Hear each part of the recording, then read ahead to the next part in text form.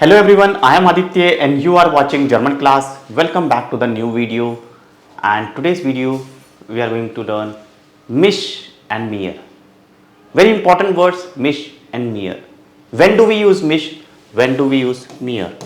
And it is very important when we speak German. German बोलने में मिश और मियर का बहुत यूज़ होता है. किन सेंटेंस में मिश को यूज़ करना है, कब मियर को यूज़ करना है, ये पजल बन जाता है, पहेली बन जाता है. इसी को समझेंगे कि कैसे इस पहेली को सुलझाया जाए. How can we solve this puzzle. We see different sentences, will see different verbs that are being used while using मिश और मियर.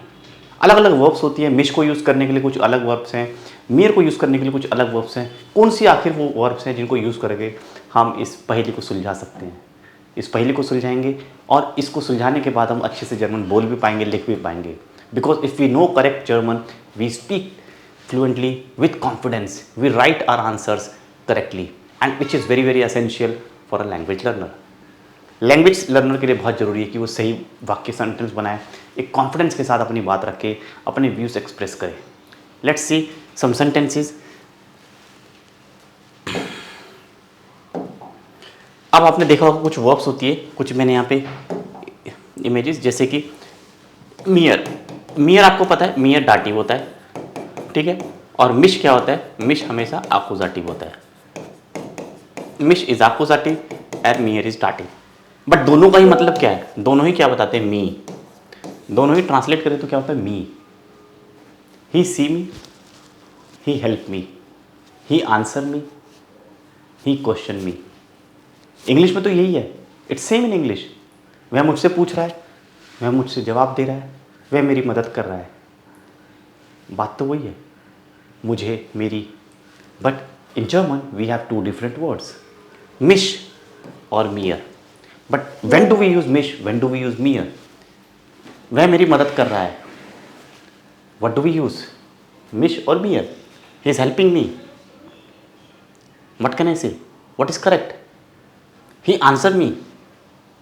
What is correct? Mish or mir? But in English we say me. दोनों का ही मतलब मी है. वह मेरी मदद कर रहा है, वह मुझे आंसर कर रहा है. वह मेरी मदद कर रहा है, वह मुझे आंसर कर रहा है. मेरी मदद कर रहा है, वह मुझे आंसर कर रहा है, मुझे जवाब दे रहा है. बट अंग्रेजी में यही है, मी. जर्मन में दो है अगेन, मियर और मिश. How do we know, how do we know, will see this in this video. देखेंगे हम डिटेल में कैसे इसको समझते हैं. तो इसके लिए सबसे पहले हमें वर्ब्स को समझना पड़ेगा कि जर्मन में वर्ब्स की कैटेगरी होती है. There are categories, there are different categories of verbs in German. For मिश we use different verbs, for मियर we use different verbs. This you need to understand.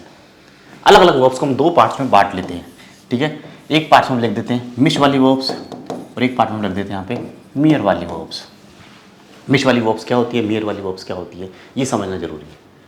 एक पिक्चर, एक इमेज की help से समझेंगे कौन सी वर्ब्स हैं जो मिश के फॉलो करती हैं. We have to learn these verbs, we have to memorise these verbs, मिश एंड मियर separately, like this, and it make our task simpler. ये हमारा काम आसान कर देगी. हमें इन चीज़ों को समझना पड़ेगा. यही तरीका है जर्मन पढ़ने का. जर्मन में ऐसे ही पढ़ा जाता है, यही एक तरीका है. इस तरह से आप मिश और मियर को समझ सकते हो. तरीके और भी है, लेकिन मेरा तरीका पढ़ाने का यही है. शायद आपको इससे अच्छे से समझ आएगा. I hope you understand better in this way. I prefer this method to explain mish and mir.